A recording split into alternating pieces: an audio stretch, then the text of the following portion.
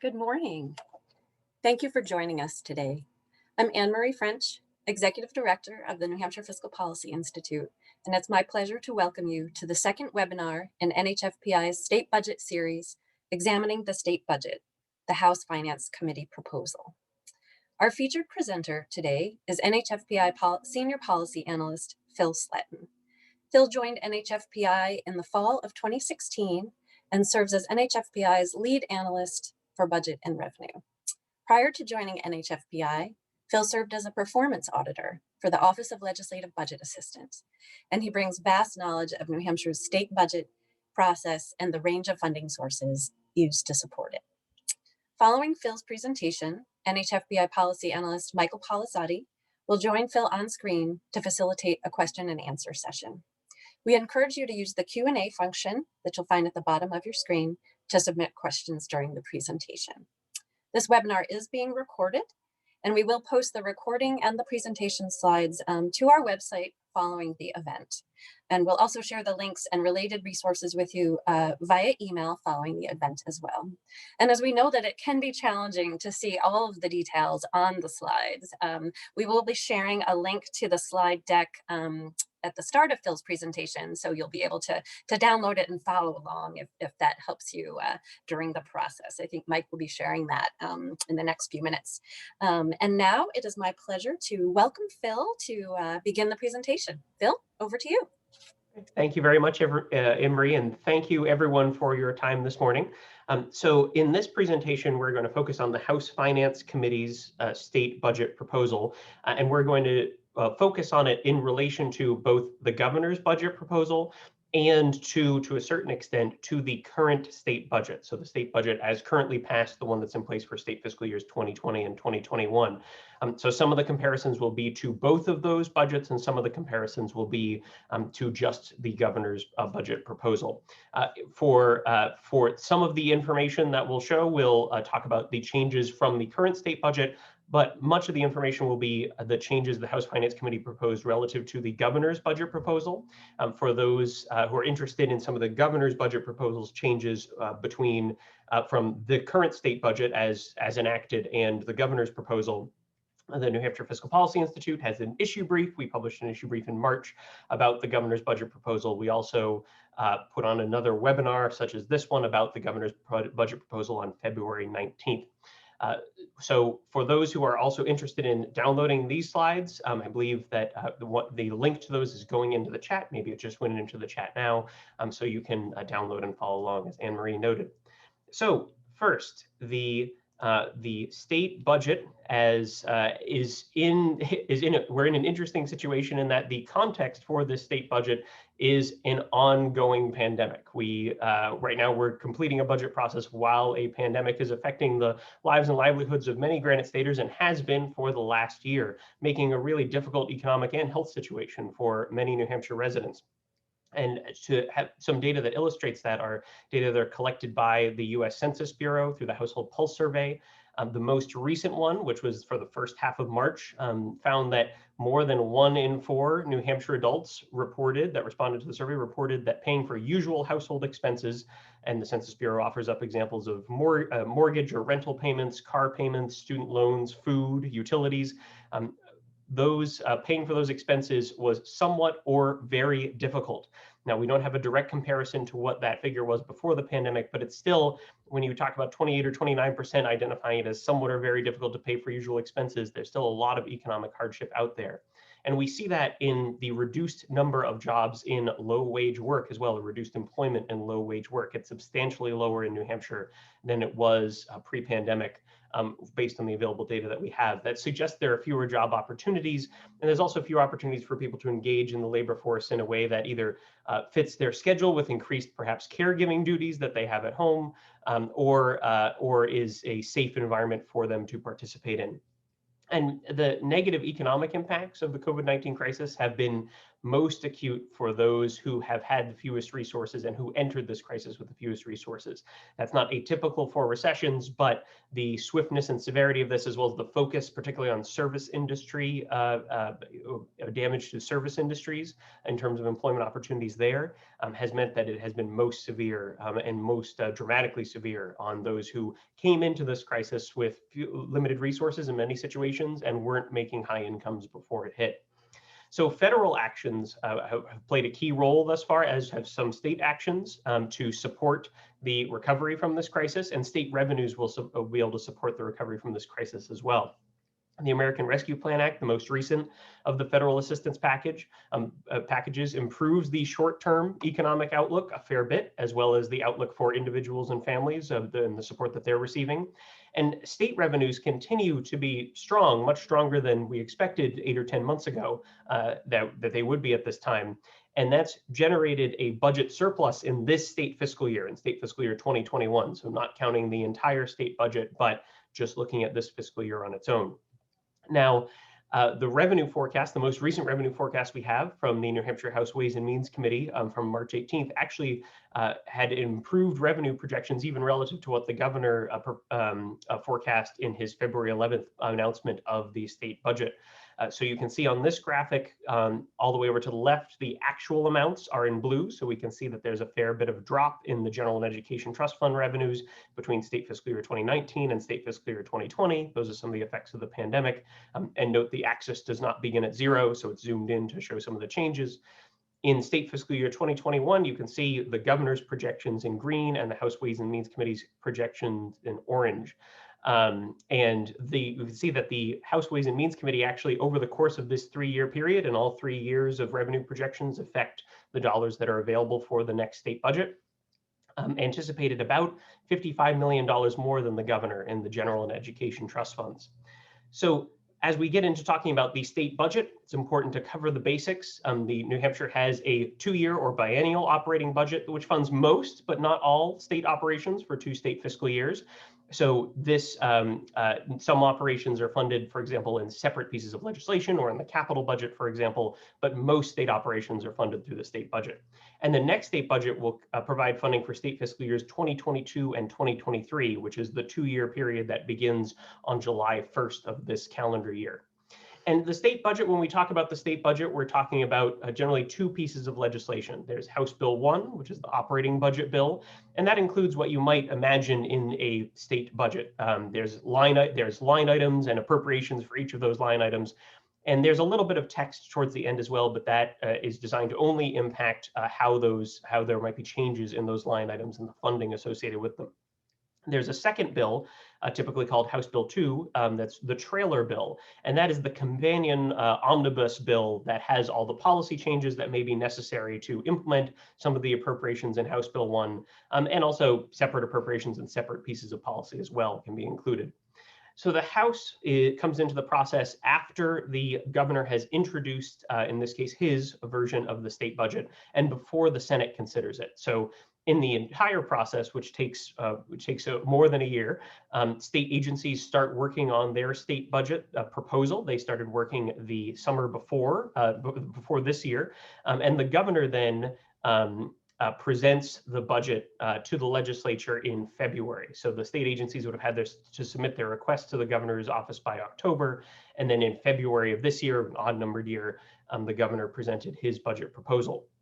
The House considers the budget first once it's introduced to the legislature, and then it moves to the Senate, and then a committee of conference is the final step where members of the House and Senate meet to decide upon a final version of the budget that will then go before the legislature before returning to the governor's desk, or if it passes both chambers of the legislature.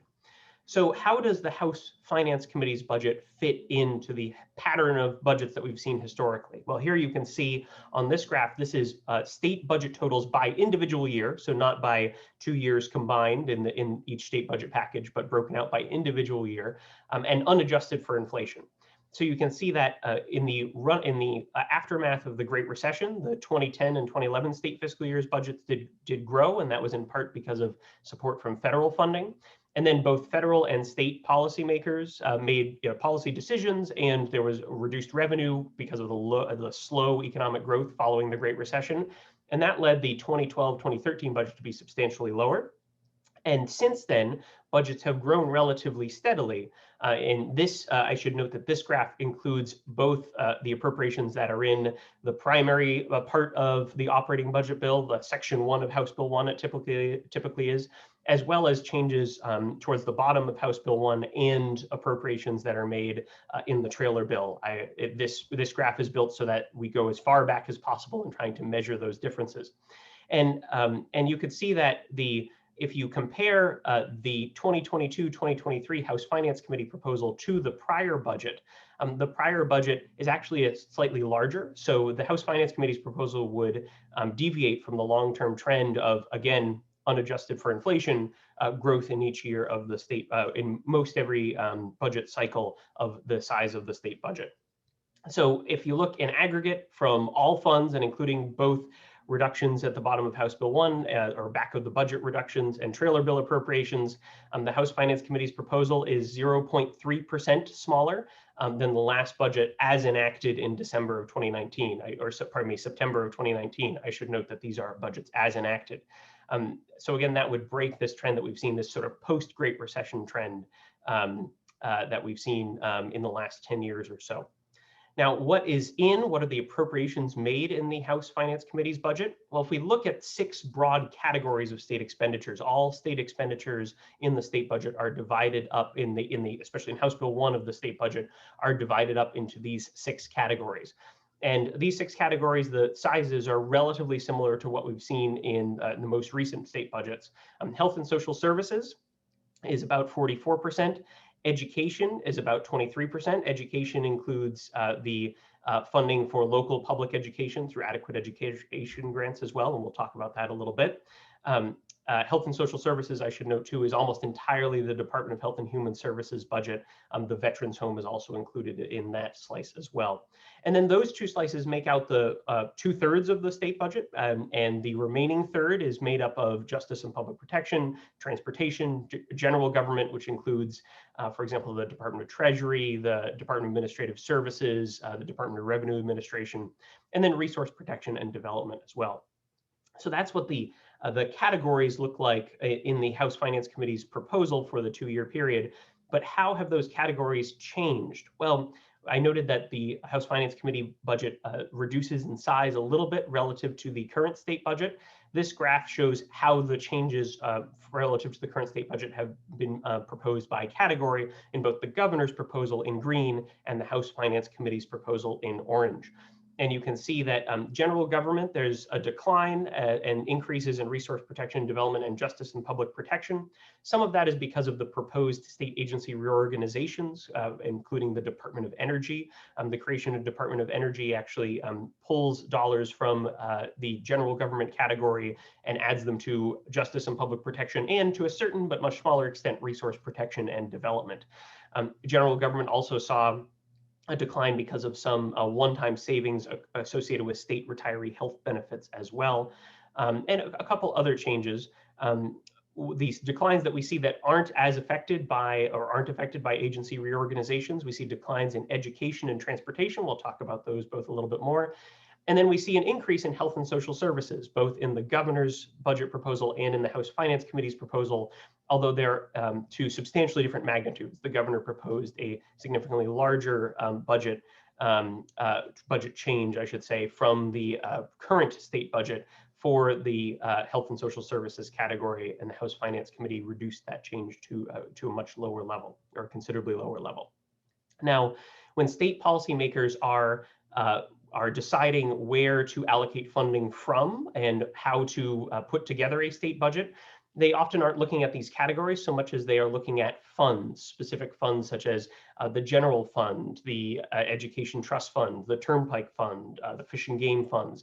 And here we can see how those funds, how the appropriations from those funds change in the state budget. And this is including both the state operating budget bill, House Bill 1, and the trailer bill, House Bill 2, how those change by source of funds.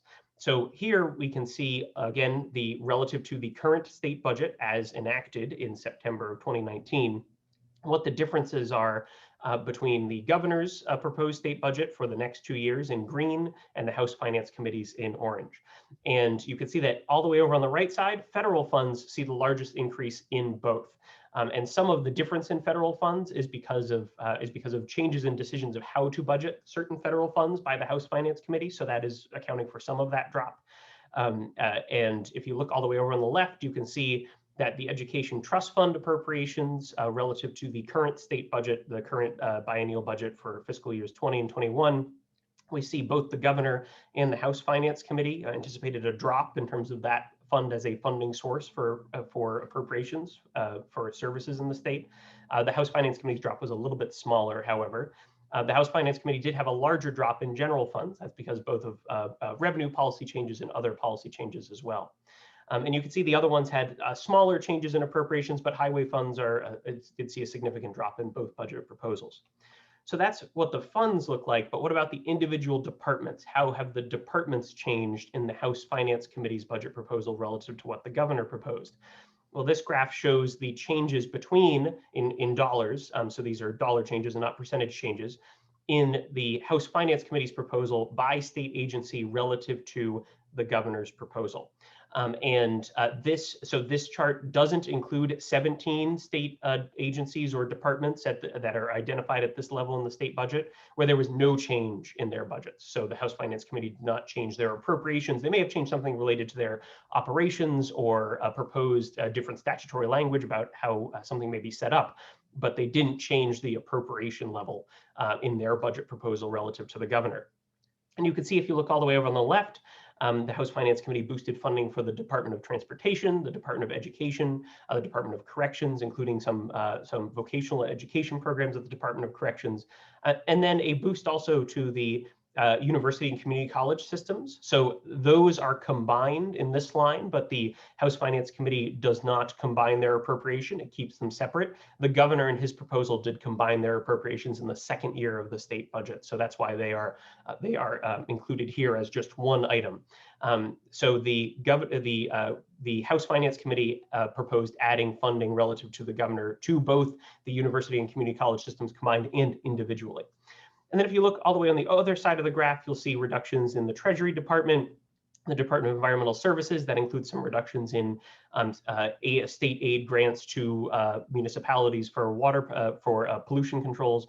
And then we see the largest decline and the largest change on this graph at the Department of Health and Human Services, where there's about a $200 million appropriation, reduction in appropriations based on what the numbers are in the different state budget proposals. So that may not be including some of the impacts of federal fund changes as well.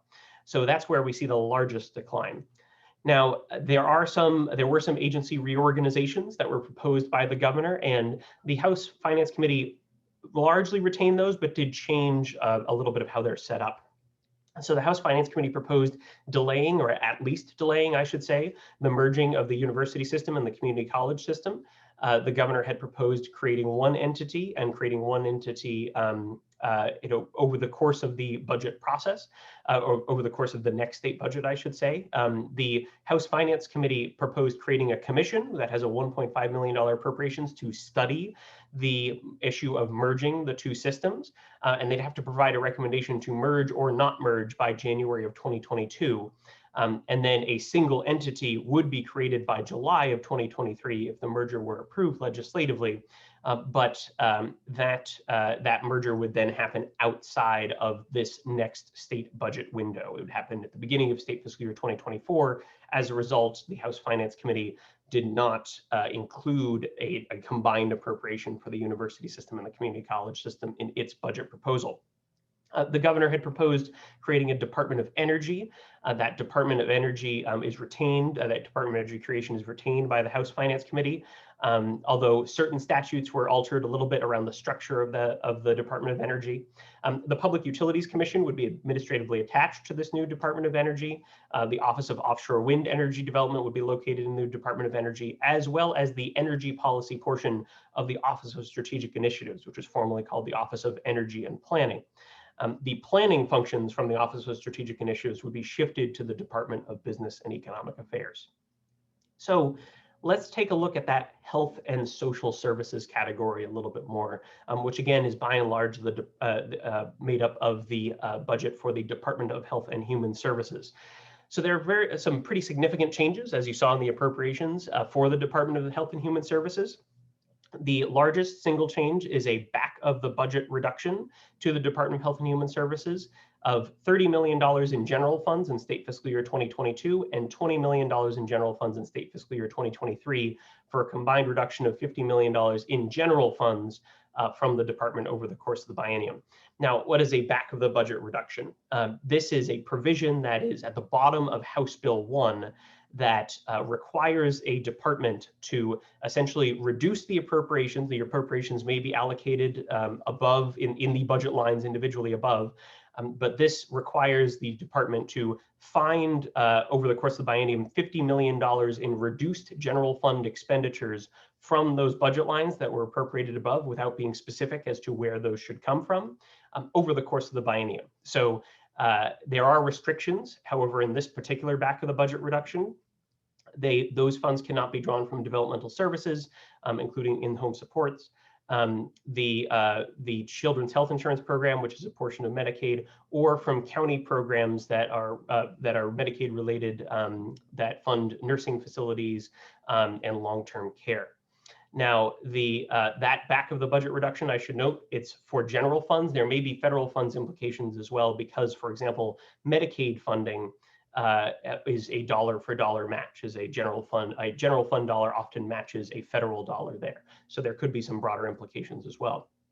A second change, which is also a back of budget change, was a requirement that 226 positions be eliminated.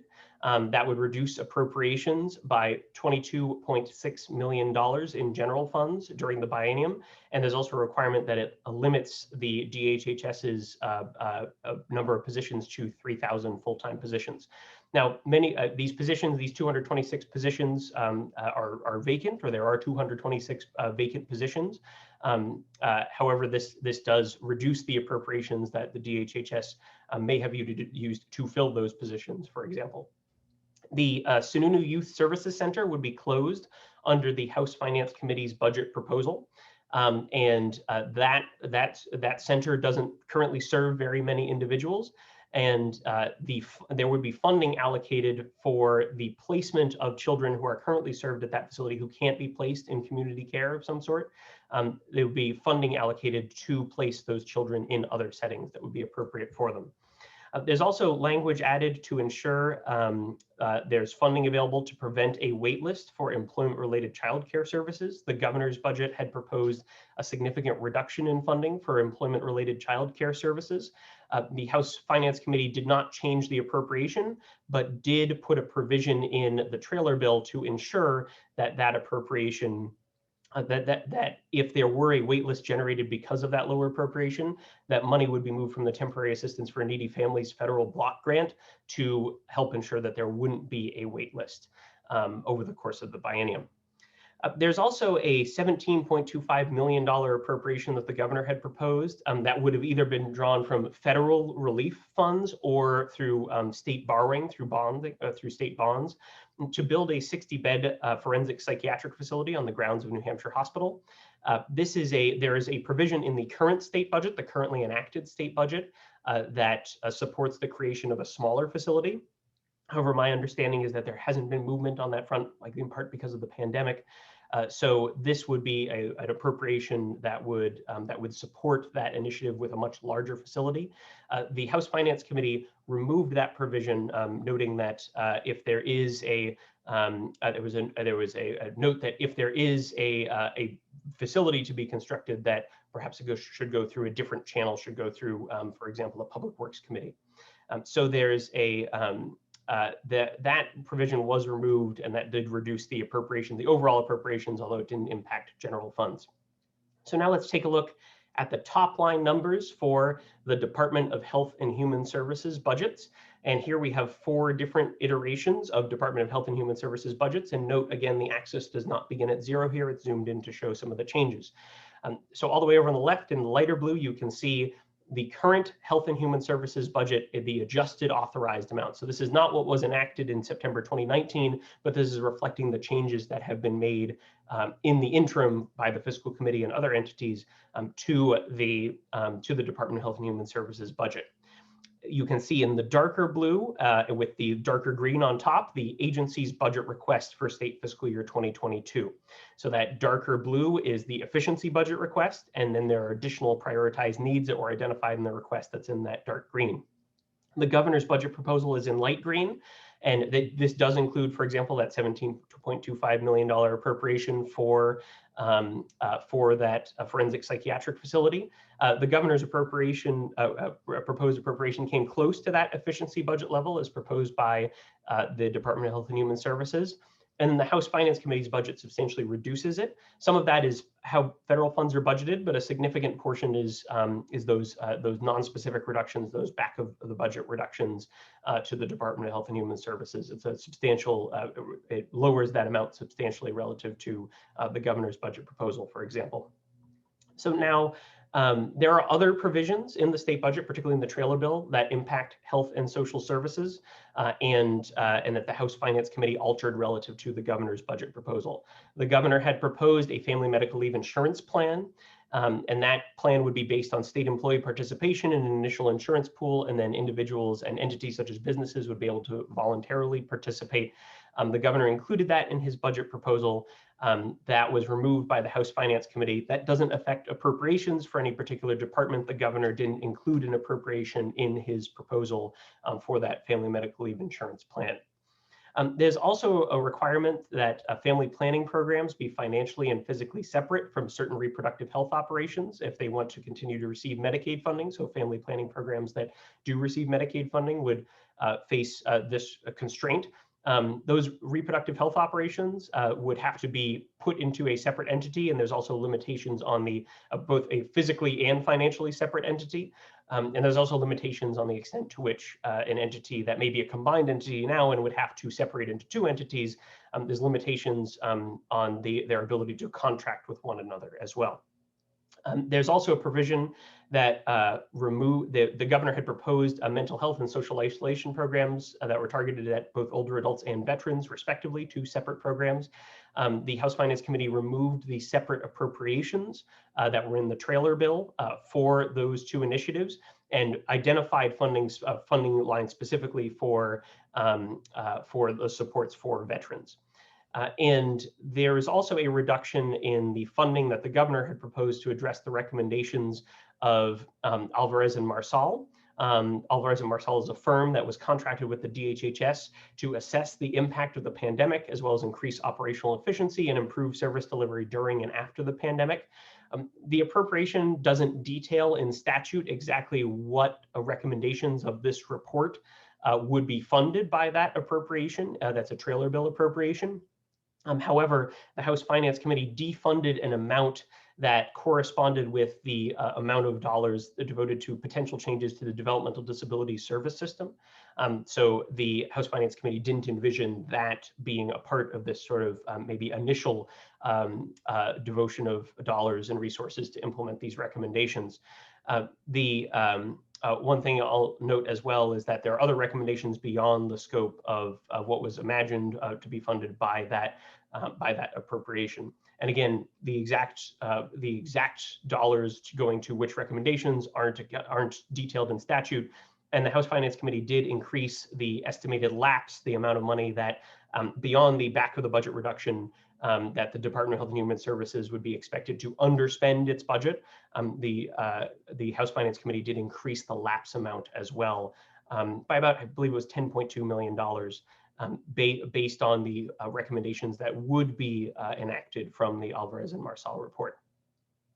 Okay, so that was the largest slice of the pie, the health and social services. Let's move on to education.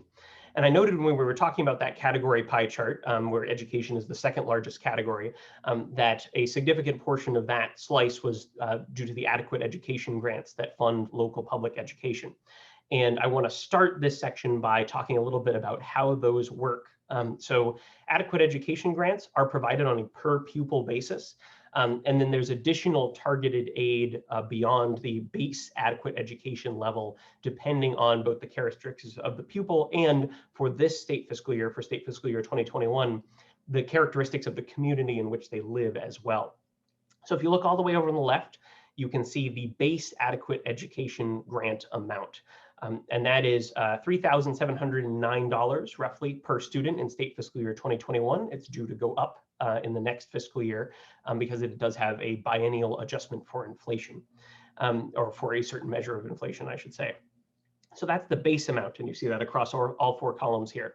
If you go to the third column, you'll see the amount of dollars allocated for additional characteristics of the student.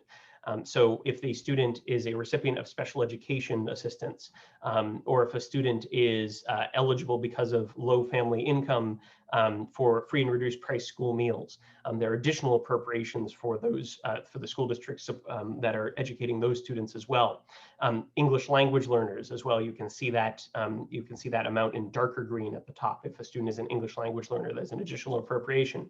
If the student doesn't qualify for any of those additions, but did score below proficient on their third grade reading test, then you can see that second bar that shows the base aid and then the additional funding for students that are scoring below proficient on their third grade reading tests. Now, if you go all the way over to the right, you'll see the funding that was appropriated only in state fiscal year 2021 by the current state budget. And that includes two additional appropriations that are based on community characteristics. One is additional aid, the smaller blue one that you see on that bar all the way over on the right is additional aid based on free and reduced price school meal or enrollment concentration. So the higher percentage of students that are eligible for free and reduced price school meals, again, come from low income families. Those students, if there's a higher concentration, then there'd be additional aid per student in those communities. And the other piece is the fiscal disparity aid, which you see in orange. That fiscal disparity aid is based on the relative taxable property wealth per student.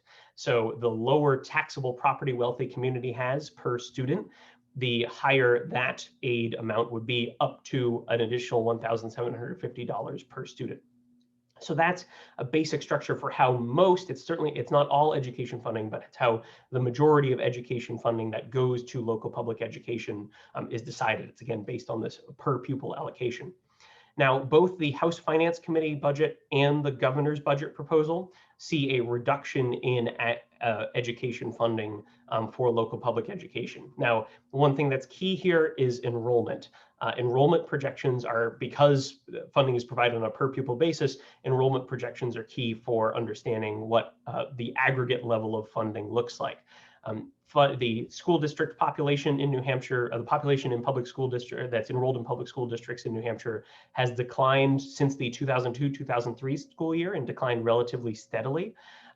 However, during the pandemic, the enrollment decline has been considerably steeper, and that raises questions then around what does enrollment look like going forward? Does it rebound? Does it flatten out? Does it stay low, for example? So those enrollment projections are really important for understanding what the aggregate amount of funding is going to be. Also, the state fiscal year 2021 boosts to education funding and per pupil grants based on, again, free and reduced price school meal concentrations, or how many low income students there are in a district, and lower property value per student. Those funds totaled about $62.5 million, or that's how much was set aside for it. It was about, I think, $60 million in actual funding. Those would not continue under either the governor's budget proposal or the House Finance Committee's budget proposal. So that is a big difference in those adequate education funding lines as well. So the House Finance Committee did add school building aid in the traditional formula, and that includes both paying off debt from prior school building projects a little bit faster and permitting new projects that are currently in the queue to go forward as well. And to fund this, the House Finance Committee reduced funding over the biennium that the governor had proposed for the Public School Infrastructure Fund from $30 million down to, I believe, $2 million. And moved those dollars to the traditional school building aid formula. Not quite a one-for-one, but close to one-for-one match there. Now, The Public School Infrastructure Fund tends to deal with smaller projects. So, for example, security upgrades to schools, or as part of this budget proposal, one of the expressly permitted expenditures from the Public School Infrastructure Fund would be for fuel efficient or energy efficient school buses. Those smaller projects tend to be funded through the infrastructure fund, whereas this traditional school building aid formula tends to be for larger projects, such as new facility construction at the school level. So the House Finance Committee shifted dollars to that in its proposal.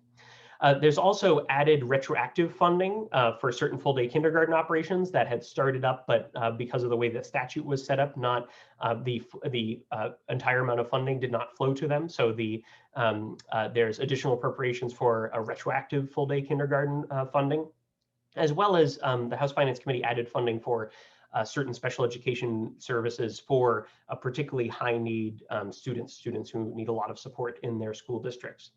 And the House Finance Committee also maintained general fund operating grants for the university system at state fiscal year 2021 levels, and actually put a slight increase in for the community college system, and also added a separate appropriation to the community college system for the dual and concurrent enrollment program.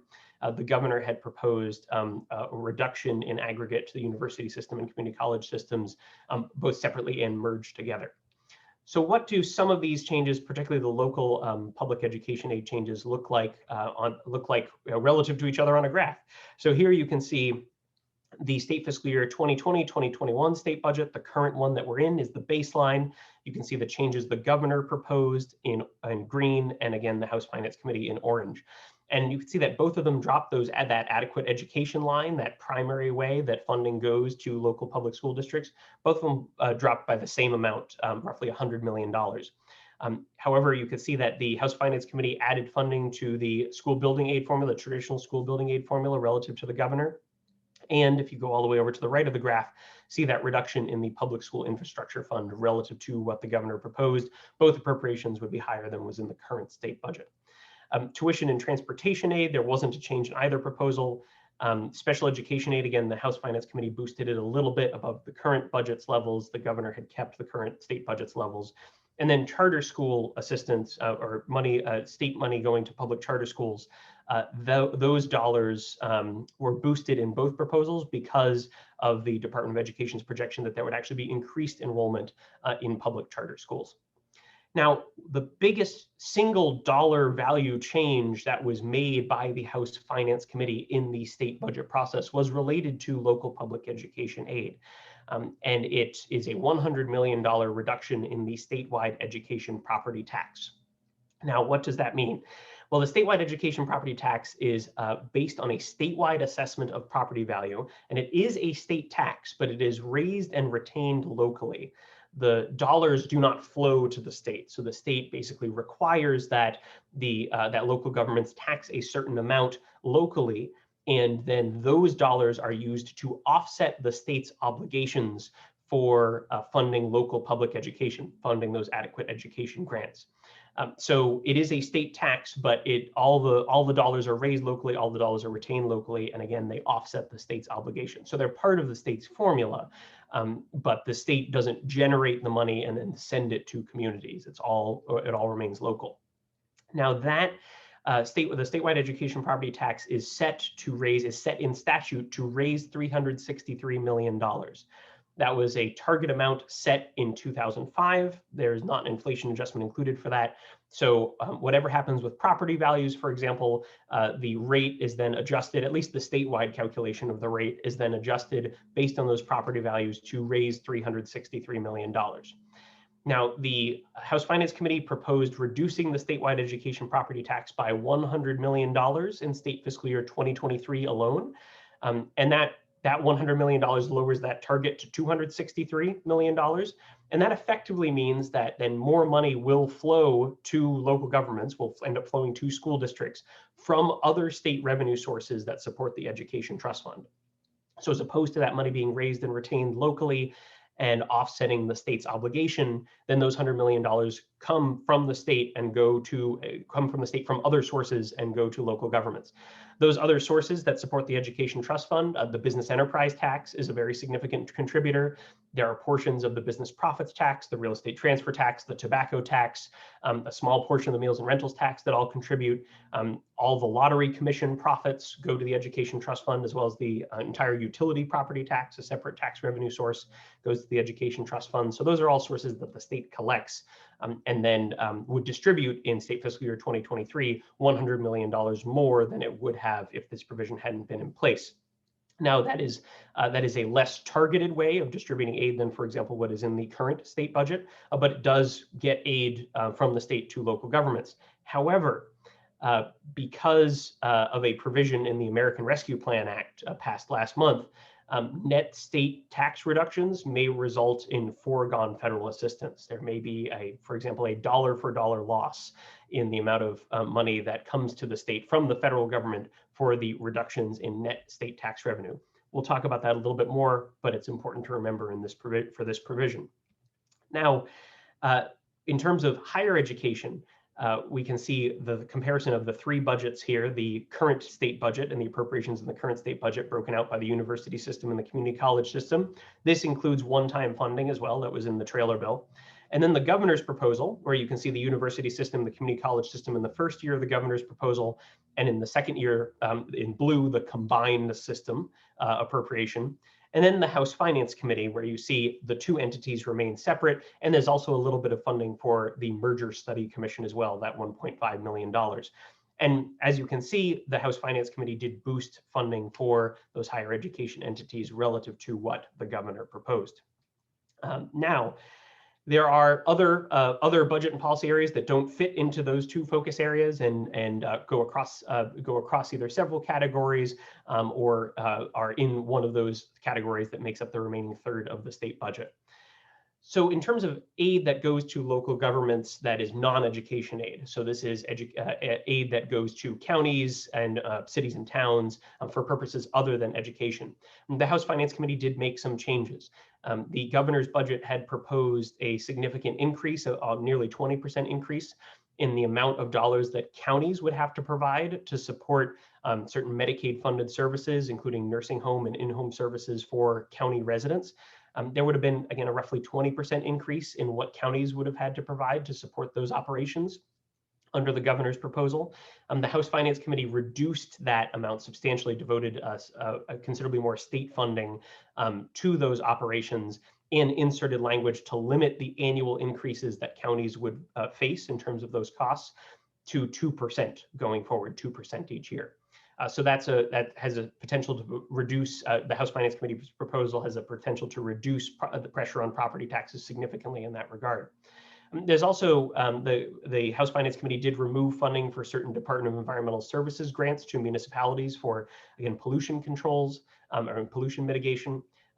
These dollars, however, while they were reduced, the House Finance Committee did add a provision that expressly allows the Department of Environmental Services to request funding should more funding be available later because of higher revenue estimates. The meals and rentals tax revenue sharing to municipalities, the governor had proposed permitting the catch-up formula in the meals and rentals tax. There's a catch-up formula to get the meals and rentals tax back to what was the original statutory amount that was to be distributed from the meals and rentals tax to cities and towns on a per capita basis. That's set at 40% in the original statute.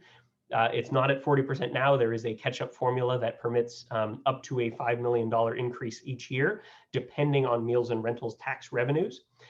The governor proposed allowing that catch-up formula to continue, and the House Finance Committee did not change that proposal. So that would be up to $15 million more in revenue going to cities and towns through this mechanism. However, it is up to that amount because it depends on the performance of the meals and rentals tax. So it's likely to be quite a bit lower than the $15 million, depending on exactly how meals and rentals tax perform this year relative to last year, for example, and years going forward. Now, during the state budget. There were in this current state budget for the fiscal years 20 and 2021, one-time grants of $20 million per year, so $40 million in total, to cities and towns. And under both the governor's proposal and the House Finance Committee's proposal, those one-time grants would remain one-time. They would only happen in state fiscal years 2020 and 2021 and wouldn't continue into the next budget. Now, relative to transportation, the revenue sources funding transportation, including, for example, road tolls and or tolling on turnpikes, I should say, and motor vehicle fuels tax revenues have been substantially affected by the pandemic, and more so than, for example, the General and Education Trust Fund revenue sources appear to have been at this point and are projected to be. So in the Department of Transportation, the House Finance Committee proposed deploying general funds to support more Department of Transportation operations. So here you can see the changes in federal funds, highway funds, general funds, and other funds that flow to the Department of Transportation or allocated to the Department of Transportation by the House Finance Committee relative to what the governor proposed. So what the governor proposed is a $0 line here on the graph. You can see the state bus services and facilities. There was more federal funding budgeted for that, added by the House Finance Committee.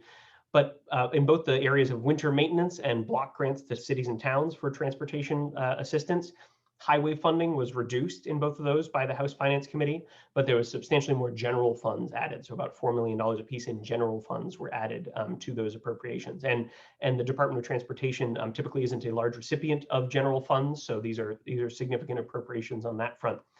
We can see that for highway and bridge betterment as well, we see a drop in other funds to support those oftentimes state highways and state bridge work and repair and maintenance, and such as paving, for example.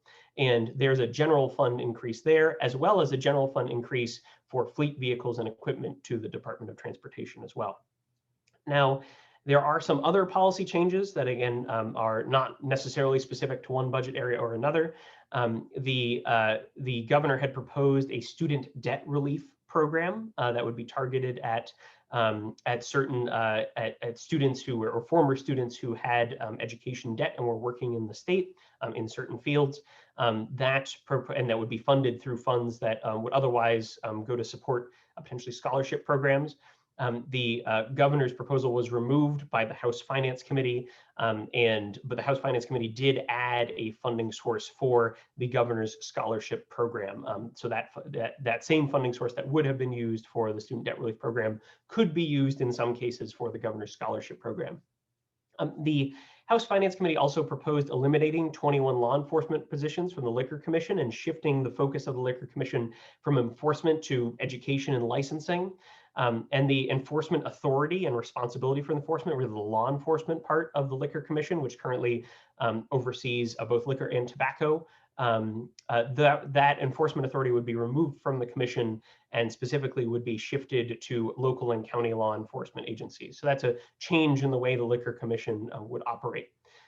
There's also a provision that prohibits the teachings or trainings that are defined more specifically in statute than they are here for state officials, teachers in state-funded school districts, and contractors with the state government performing employee trainings related to certain aspects or concepts tied to race, gender, sexism, racism, or oppression, or stereotypes based on those concepts, and associating actions with someone based on their identity. Those would be prohibited under this provision that was put into the trailer bill.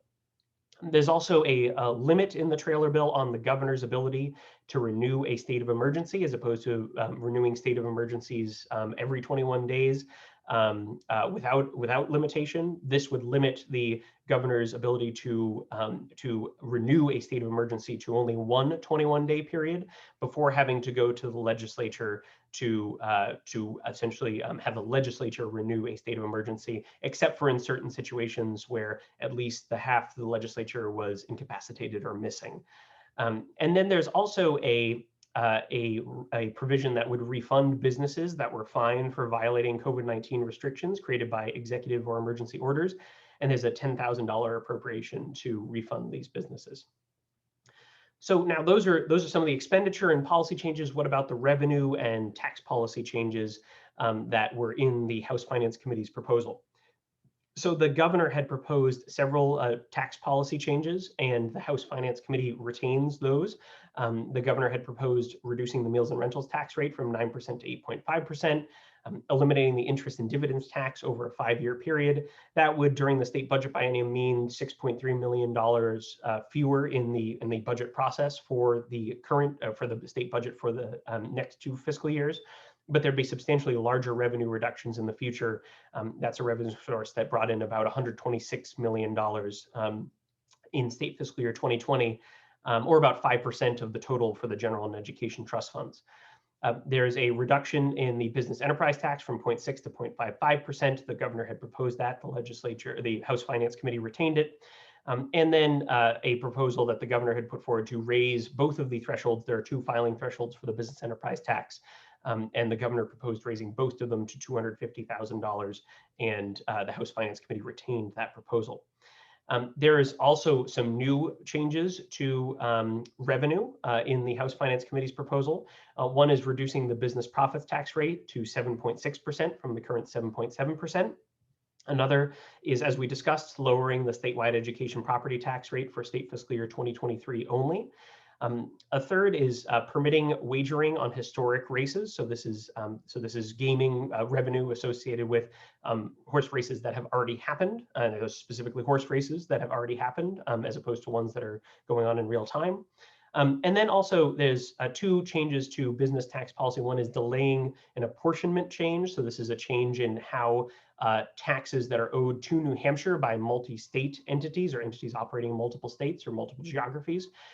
This is the process to determine how those are calculated, how the amount that's owed to New Hampshire is calculated. And there's also a limit on the amount of credits that can be held with the state that businesses have paid if they've overpaid taxes or they haven't asked for refunds. There's a limit on the amount of credits that can be carried forward from year to year relative to that business's total tax liability. So what do those changes look like in aggregate? Well, you could see the changes relative to what the current baseline policies are. These are the changes that the governor proposed and the House Finance Committee proposed.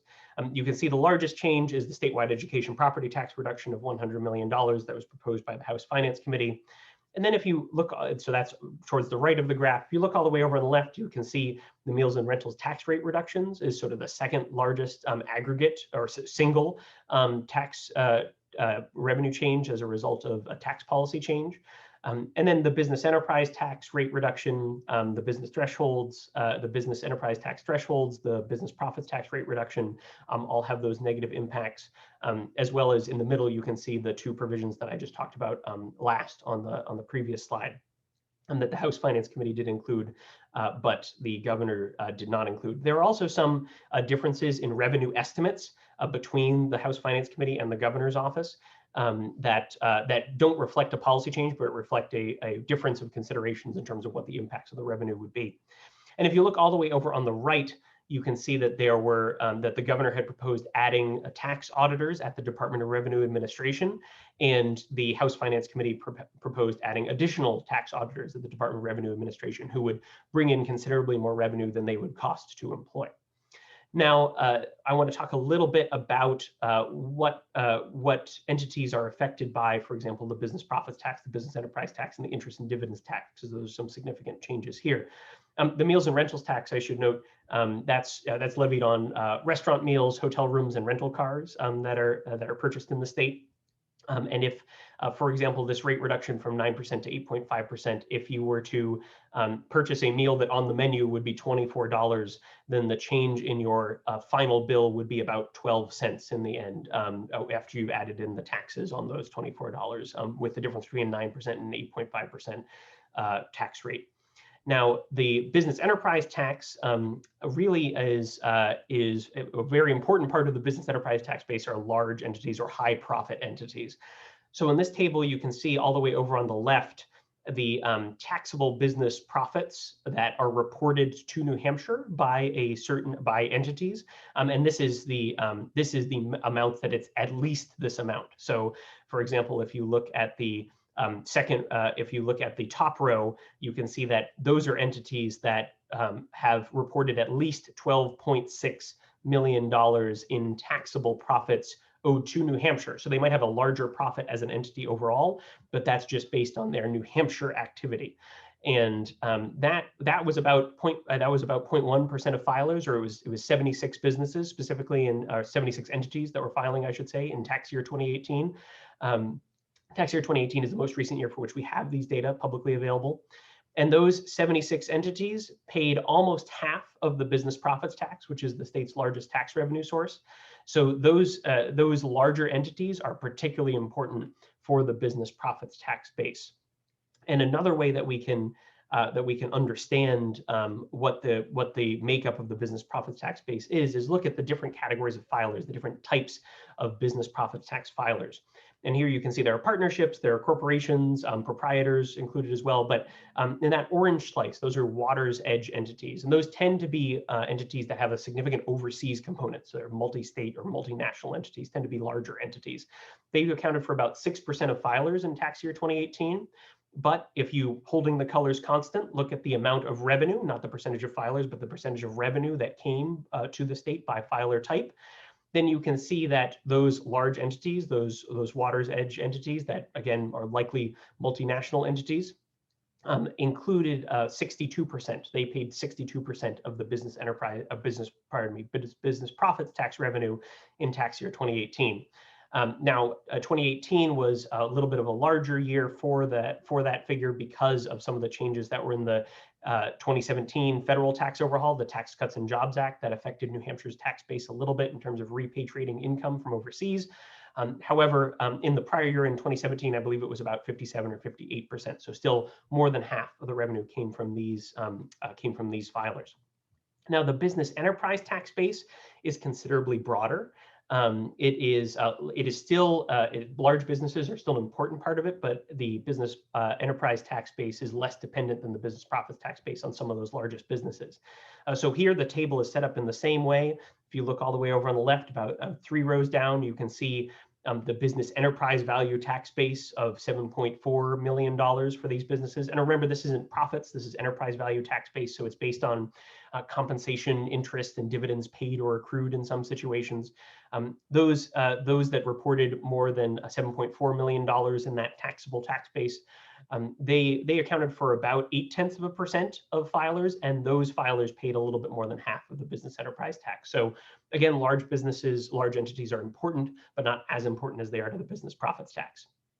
And if we look at the interest and dividends tax, the table set up the same way, we can see that high income individuals are an important part of the interest and dividends tax base as well.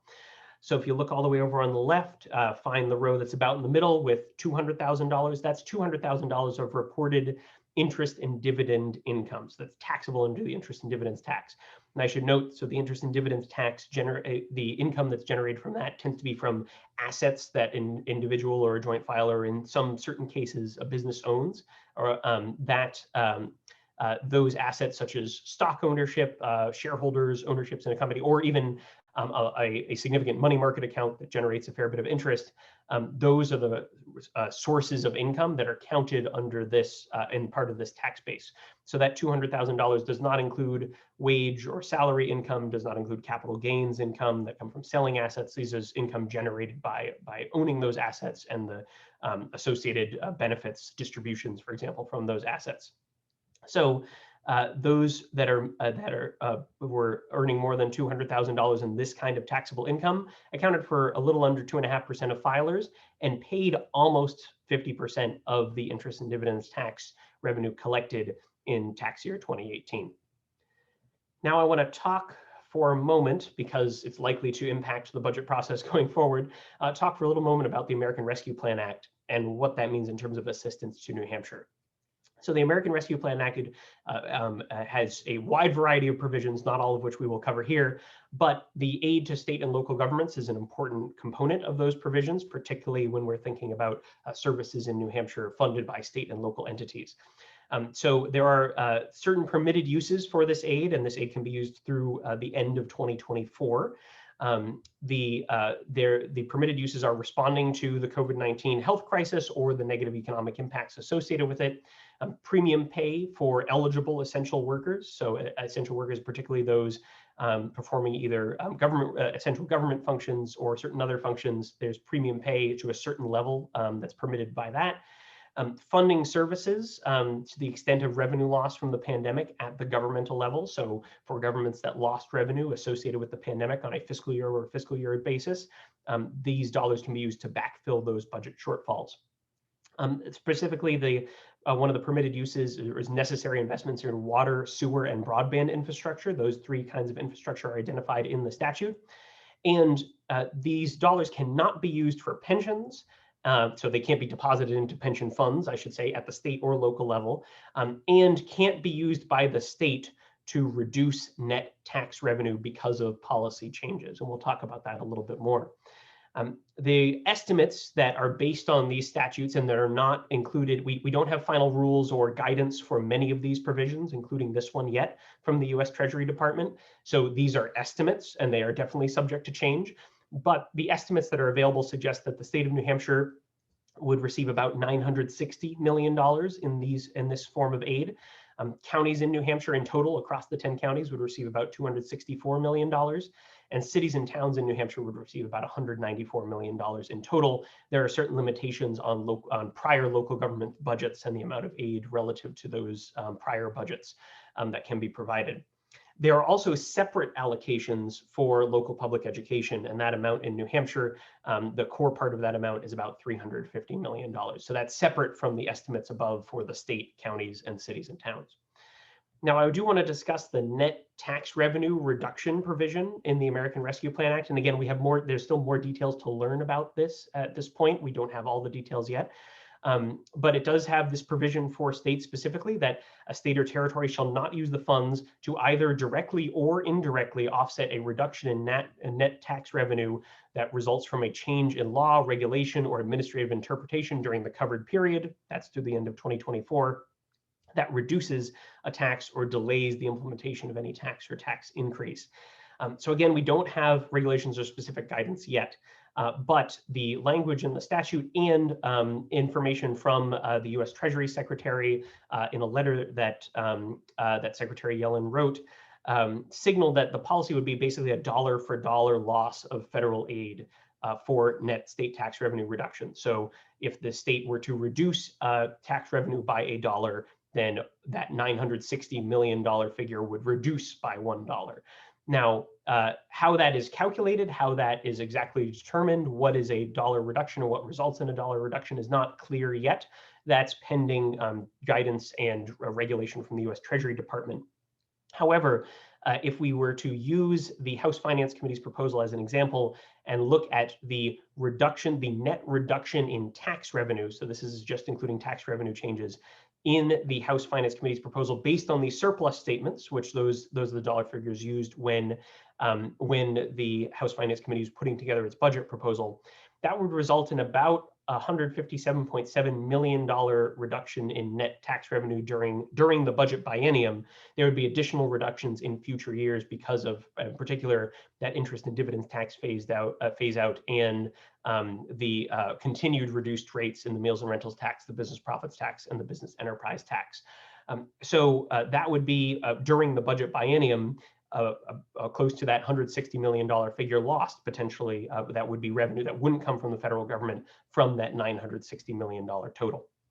So that's an important provision to remember. Again, there are still details to be determined, but that could be key in terms of the amount of funding that comes to the state government. Now, one thing I do want to note about the American Rescue Plan Act is that in terms of the revenue outlook in particular, in terms of the outlook for the well-being of Granite Staters, this is likely to add significantly to the economic recovery and support a faster economic recovery. It makes the outlook for the economy much more optimistic. The past economic modeling suggests that enhanced food assistance, unemployment benefits, and aid to states efficiently stimulates economic growth. And all those provisions or provisions related to all those are included in the American Rescue Plan Act.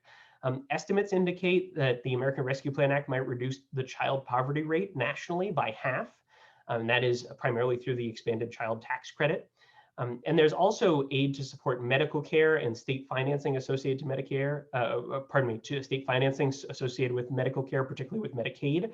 And that includes enhanced Medicaid federal support for home and community-based services as well.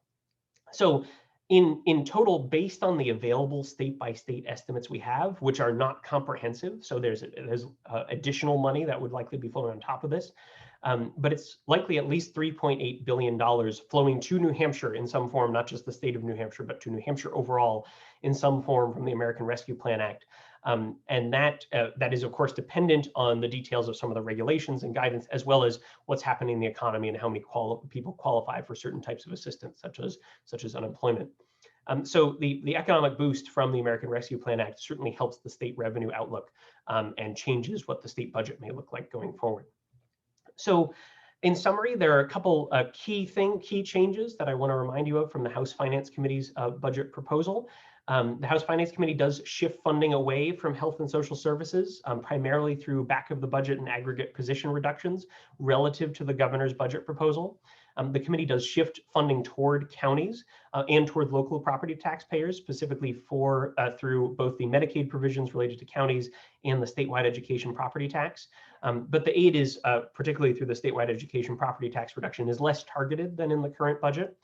And there are proposed tax reductions that risk the loss of significant portions of available federal funds, depending again on those the final federal guidance and what those net state tax reductions look like. And it's important to note that the next biennium comes at a critical time in the economic recovery, in the recovery from the COVID-19 crisis. Both the health and economic needs of Granite Staters are likely to be higher earlier in the biennium. Hopefully we'll recover over the course of the biennium. And the recession has impacted those with the fewest resources the most severely. And the next state budget can help build an equitable, inclusive, and sustainable economic recovery and health recovery. So it's important to remember some next steps. At the end of this week is the House budget deadline to pass a budget that would then go to the Senate.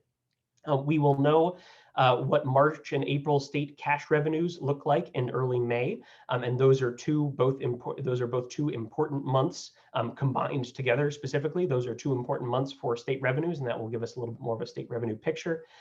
The Senate has a deadline to act on House bills, including the budget of June 3rd. The Committee of Conference will have to report by June 17th. And then the last day for both the House and the Senate to pass Committee of Conference reports, that sort of combined state budget bill in this case, would be June 24th, with the state fiscal year beginning, the new state fiscal year beginning July 1st of 2021, when the state will need some kind of new expenditure authority. You can sign up for NHFPI's newsletters. You can follow us on various social media, including Facebook and Twitter, by going to our website or following some of the information that you see here. So with that, I would like to invite Mike Polizzotti to start the question and answer session of the presentation. Well, great. Thank you, Phil, for the introduction and for the great presentation as well. So I've been keeping an eye on the question and answer box and the chat box, and we've had a good amount of questions come in, and I've been compiling them here. I'd also like to let the audience know that you can continue to ask questions by submitting them with the Q&A feature in the bottom of the Zoom window, and we'll try to get to those as well.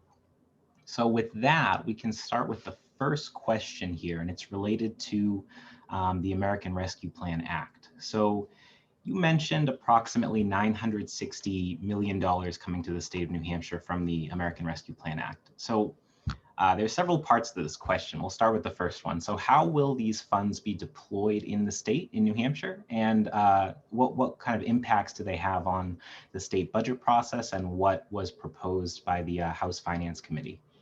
Yeah, so that's an excellent question. And the answer is broadly at this point, we don't, or at least I'm not certain. The way that the funds are going to be deployed, that process has not yet been determined. We don't have the final regulations yet from the U.S. Treasury Department, or even guidance at this point from the U.S. Treasury Department. That will be forthcoming. There is a 60-day window from the state's submission of certification of need to the U.S. Treasury Department that the funds will be provided in that 60-day window. So the funds should be potentially coming relatively soon, but we don't know yet either what the exact limitations are around it beyond what was outlined in statute, and we don't know yet what the state's process for implementing it would be. So it's quite conceivable that some of those $960 million, should it be that amount, would go through the state budget process. They could be appropriated in a separate bill. Some of it may go directly through the governor's office to, for example, the Department of Health and Human Services. The governor indicated that was a possibility. There's also the governor's office for emergency relief and recovery. They may be in charge of administering a portion of those dollars, if not all of those dollars as well. We just don't exactly know what the process is going to be like going forward. That being said, if those dollars are integrated into the budget process, that could have a substantial impact as to what the state budget looks like. Oh, Mike, you are still muted. Sorry about that. Thank you. So just for clarity's sake, so these reductions in business taxes that are proposed, they may have a dollar for dollar loss based on the language we know about what's in the American Rescue Plan Act. That's correct, right?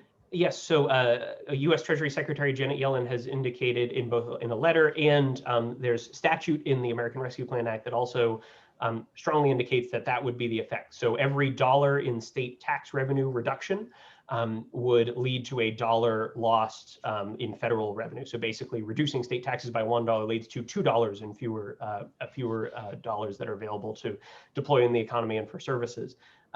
Now, one thing I will note, again, we don't exactly know how that's going to be interpreted at this point. How is that dollar reduction calculated? The U.S. Treasury Department's regulations will be important for understanding what that is. And there is a retroactive component as well. So the states have certain reporting requirements as to the federal government around what were their changes to their tax revenue policies that will allow the federal government to assess in an ongoing manner whether that provision has been triggered and whether the state then would owe the federal government back a certain amount of dollars. Okay, great. And related to that, so this potential money that might be lost as a result of from the federal government as a result of any potential tax cuts or revenue cuts in the future, are these monies that we know about that go directly to the state, or are they money that go directly to counties or child care centers or hospitals, or could it be a mix of everything? Yeah, so the particular segment of the money flowing to the state from the American Rescue Plan Act that this would affect would be that $960 million that goes to the state specifically. So my understanding of the American Rescue Plan Act is that there is not a net tax revenue reduction provision for county and local governments. So the reductions in taxes at those levels would not have the same dollar per dollar impact, again, based on my understanding at this point. At the state level, however, that provision is specifically in the statute. This would affect, it's hard to know exactly what this would affect because it's how the state has a fair bit of flexibility as to how to deploy that $960 million.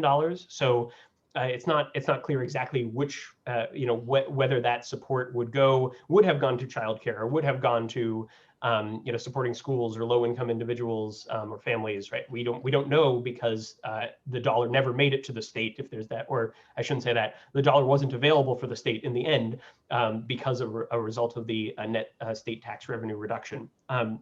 There's other money for specific purposes. I noted education. There's also money for housing. In the American Rescue Plan Act, we currently have a blog post on our website at nhfpi.org that details the impacts as we knew them, at least as of late March, of what the American Rescue Plan Act would provide to New Hampshire in all those different categories. But this provision affects that $960 million total, which is again an estimate. But this provision affects just that portion of dollars. Great, thank you. Now, shifting a little bit, we've had a few questions come in about local public education funding, especially surrounding the proposed changes to the SWEP and other aspects of revenue for public education. So do the changes you discussed lead to overall less money available to support public education in New Hampshire? From the state government, and certainly from the state government through the state budget, yes. It appears to be an aggregate decline in local public education assistance. Now, it's a little bit hard to measure because of that statewide education property tax change. That is a change in a revenue source, right? And also, it depends on the enrollment, right? We don't know what enrollment in school districts is going to be yet on a per pupil basis over the next 2 years. There's a potential for it to go in a couple different directions or trend a couple different ways.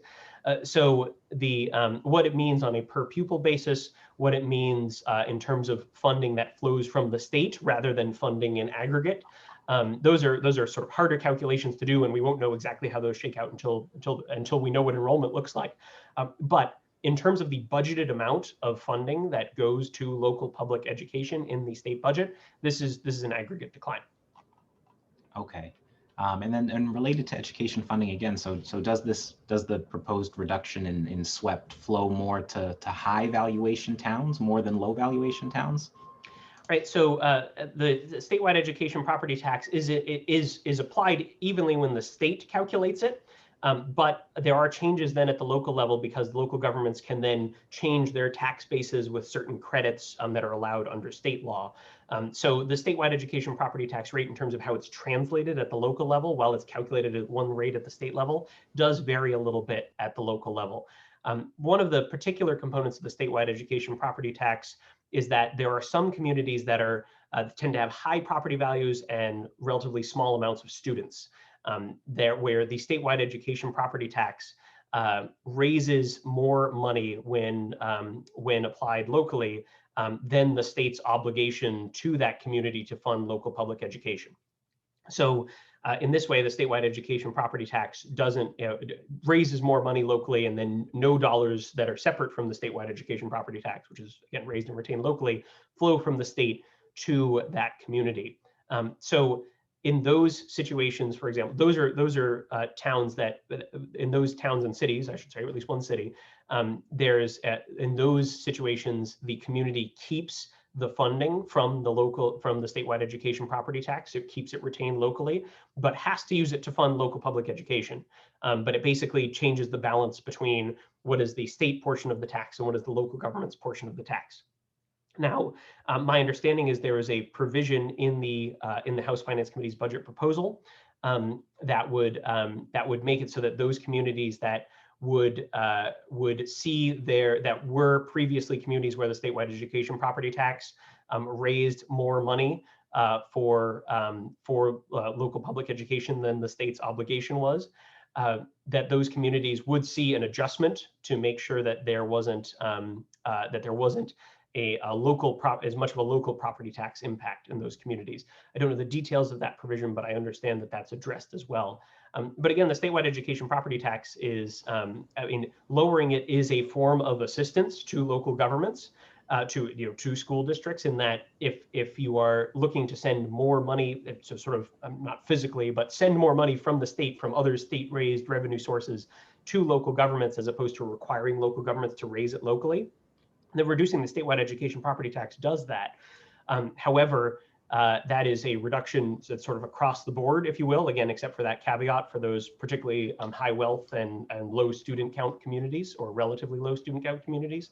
And in the current state budget, there was aid that was targeted based on property wealth per student, and aid that's targeted based on the percentage of students who are eligible for reduced price school meals. So that's why I say it's less targeted, because it's not, some of the aid will flow to higher property, communities that have higher relative property wealth, or smaller amounts of students that come from low income families as a percentage of the student body than what we see in the current state budget. Okay. And then shifting away from public education for a moment. So you discussed some of the county responsibilities related to Medicaid. So could you explain what these responsibilities are and how they interact with state funding?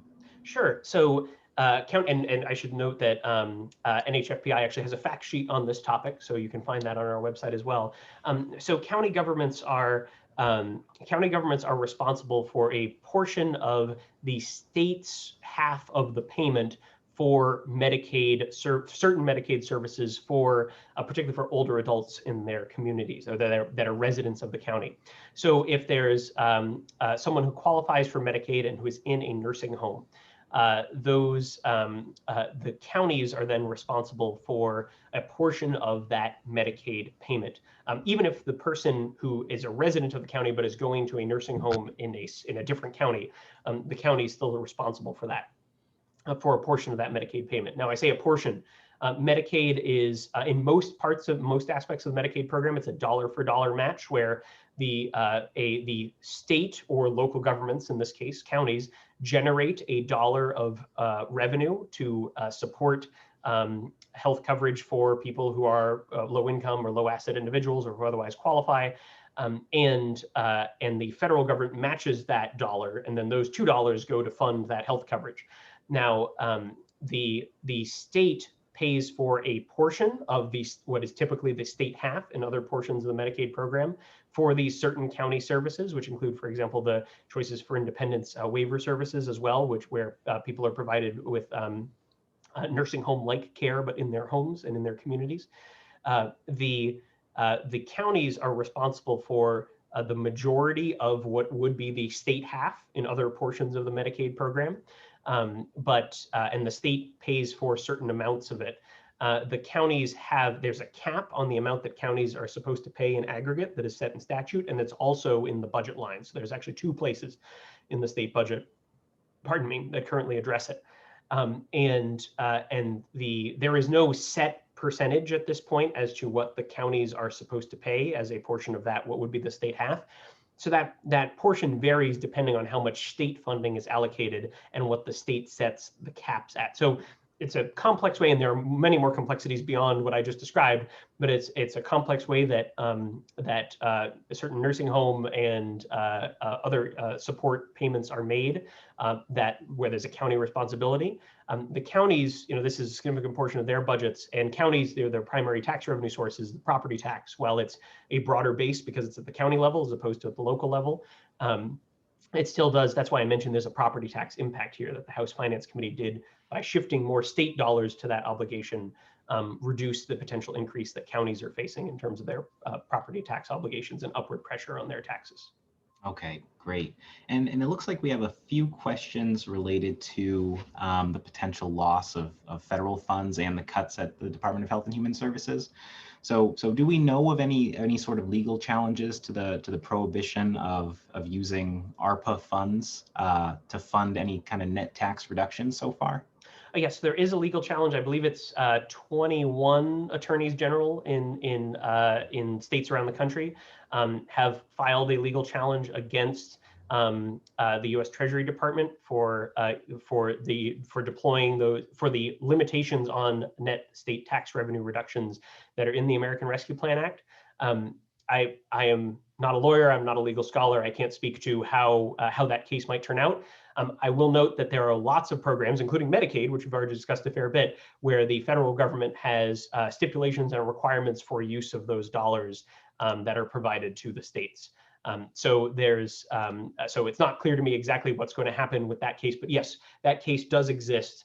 And there are 21 attorneys general. I can't list the states, but from states around the country that have filed that. And indeed, the Secretary of the Treasury, Janet Yellen, at the U.S. Secretary of the Treasury, has the letter that I referenced was in response to an inquiry associated with that case, actually.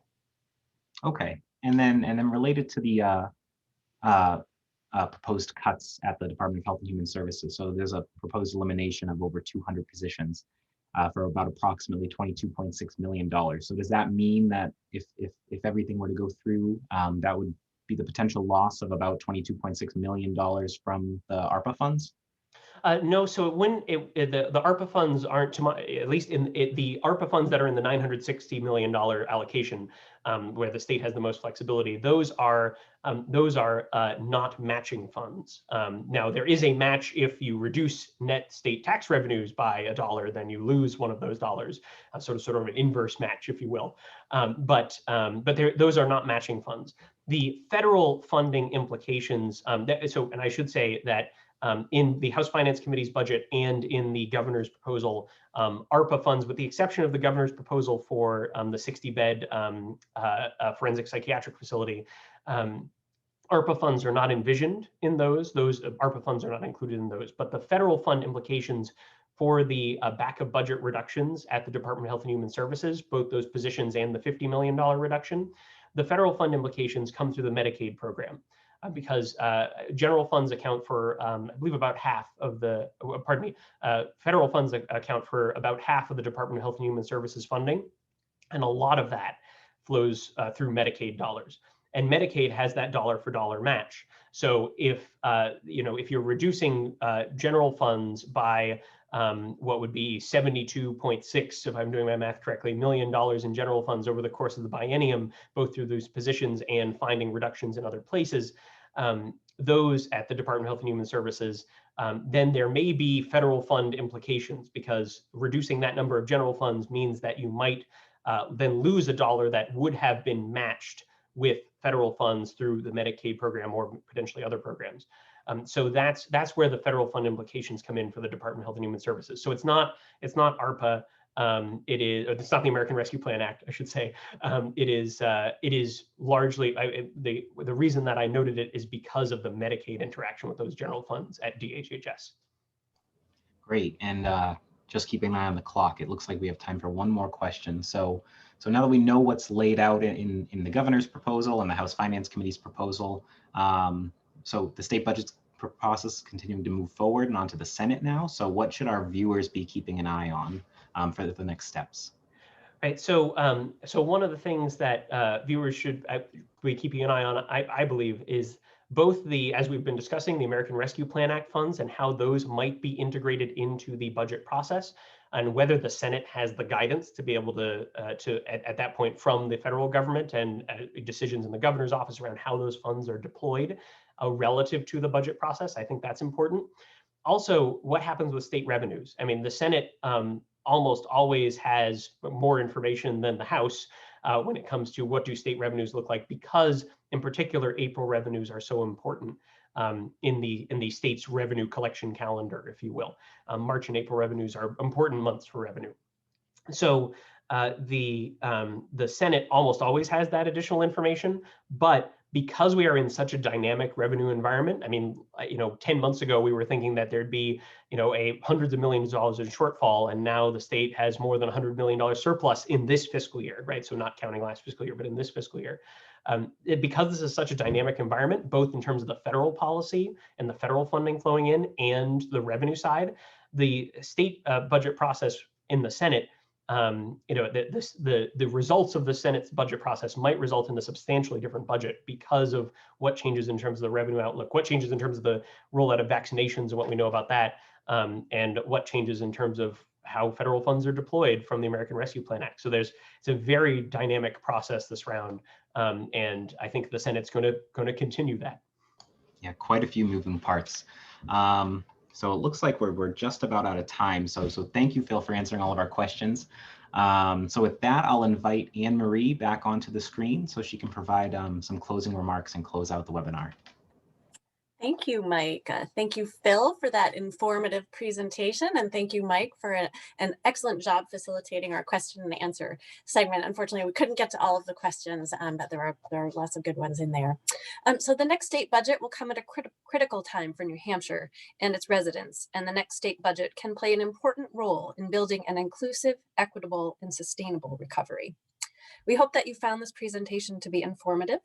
NHFBI will continue to track the state budget as the process moves forward. We'll continue to publish resources, all of which will be available on our website. And we will host a second webinar to provide some details as the Senate gets to its portion of the budget to keep you all informed as that process moves along. So watch your inbox for information there. You'll find all of our publications and resources, as I mentioned, at our website at nhfbi.org. You'll receive an email later today with links to the slide presentation and also to this recording. This webinar recording, and those will also be posted to our website as well later today. So thank you again for joining us for today's event. Please stay safe and well and enjoy the rest of your day. Thank you.